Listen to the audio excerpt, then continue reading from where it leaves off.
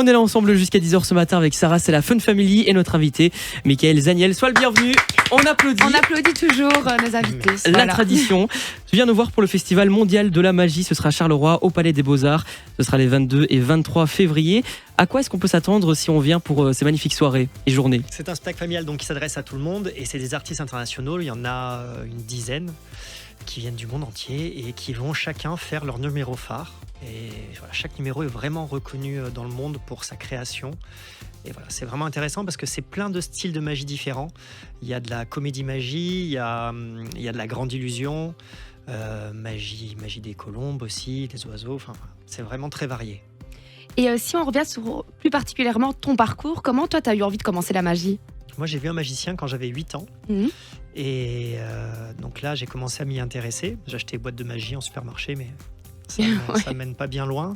Et après, à 13 ans, il y avait Copperfield à mon époque qui passait à la télé souvent. Et là, j'ai vraiment eu envie de commencer. Je me suis intéressé à voir comment on pouvait faire.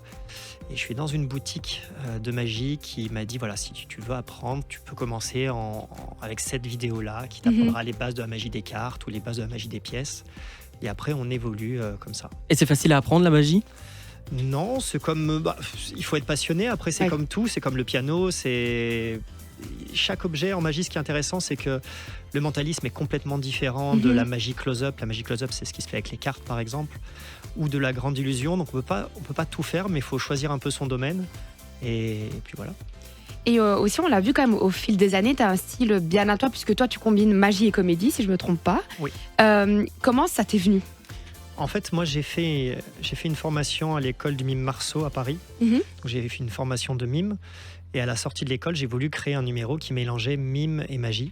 Ah oui. Et j'avais un dessin animé que je regardais quand j'étais petit, un Tex Avery, où c'était un chien qui chantait une chanson d'opéra, Figaro. Et pendant qu'il chantait la chanson, il lui arrivait plein de choses magiques qui l'empêchaient d'aller au bout de sa chanson. Et voilà, j'ai repris cette idée-là pour essayer de l'adapter sur scène. Et pour toi, qu'est-ce qui rend la magie si universelle et intemporelle finalement ? C'est vraiment... Alors, d'autant plus que nous, c'est des numéros visuels, donc on ne parle pas, donc on peut vraiment jouer dans tous les pays. Et la magie, tous les enfants ont rêvé, tous les enfants ont eu des étoiles dans les yeux. La magie, c'est l'imagination aussi. Donc c'est pour ça que ça nous ramène toujours un peu à l'enfance et que ça marche et ça marchera toujours, j'espère. Et on le sait à l'heure actuelle, l'IA, les technologies, ça prend quand même une grosse place dans le monde. Est-ce que ça change quelque chose à la magie ? Oui et non, mais ça change dans le sens où la magie évolue et elle devient aussi plus moderne. Maintenant, des fois, il y a de la magie avec des écrans aussi. Ah oui. Donc il y a l'interactivité entre la technologie et la scène. Enfin, voilà, oui, ça... Est-ce que ça dessert ? Je crois pas. Je pense plutôt que ça fait évoluer tout ça. Quel conseil tu donnerais à un jeune qui voudrait se lancer dans la magie ? Comme Sarah, par exemple. Il faut être passionné, s'intéresser à tout. Moi, je dirais même à toutes sortes de spectacles. Et après, voir quel style de magie nous plaît ou quelle forme de magie. Est-ce que c'est plutôt la magie rapprochée qui se fait près des gens ? Est-ce que c'est plutôt la magie sur scène ? Et ensuite, essayer de trouver des apprentissages qui nous permettent de faire ça. C'est quand même un milieu assez fermé. On peut pas. Alors, quoique maintenant, avec YouTube, on trouve quand même beaucoup de tutos. Et voilà, après, c'est bien de prendre un professeur si on veut vraiment commencer. Et si on revient sur le Festival mondial de magie, donc toi tu y seras, il y aura aussi des grands noms comme Filiberto Selvi, Pablo Canova ou encore Ronan Calvari. Pourquoi est-ce qu'on devrait venir au Festival mondial de magie ? Et bien justement parce que les gens ont une image assez rétro des fois de la magie, le lapin qui sort du chapeau. Et vous allez voir si vous venez que c'est pas du tout ça. Que chacun a son propre univers. Filiberto Selvi, il a été mis en scène par Arturo Brachetti, donc c'est un numéro très poétique, très beau. Il y a les Infusions qui sont 3 femmes qui viennent d'Argentine, de Thaïlande et du Venezuela. Et pareil, il n'y a pas beaucoup de femmes en magie, donc là vous avez une magie très féminine, très à part.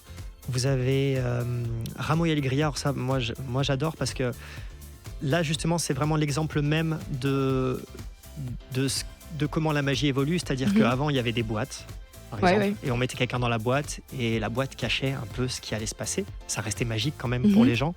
Eux, ils ont eu le premier prix d'invention au championnat du monde et ils ont refait un effet qui est vieux de 50 ans mais sans boîte. Donc en fait, vous voyez tout ce qui se passe ça. Et ça reste extrêmement magique. Voilà, c'est une idée de génie. Enfin, ils ont vraiment fait évoluer ça.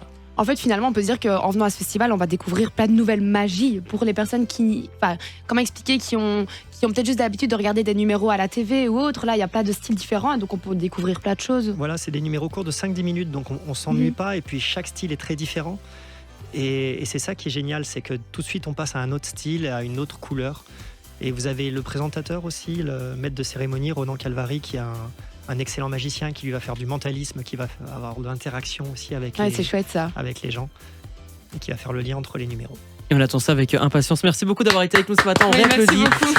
Je rappelle, le Festival mondial de la magie, ce sera dans quelques jours seulement. Ce sera les 22 et 23 février à Charleroi, au Palais des Beaux-Arts. Première scène à 15h, à 20h pour le 22. Et puis le 23, ce sera à partir de 16h. On attend ça avec impatience, surtout que la magie dans la Fun Family, on est très très fan. Merci beaucoup d'avoir été avec nous ce matin. Merci et tu reviens quand tu veux. Avec plaisir. Salut. Nico et du matin. Sarah l'est un peu moins. Branchez-vous le week-end dès 7h dans la Fun Family sur Fun Radio.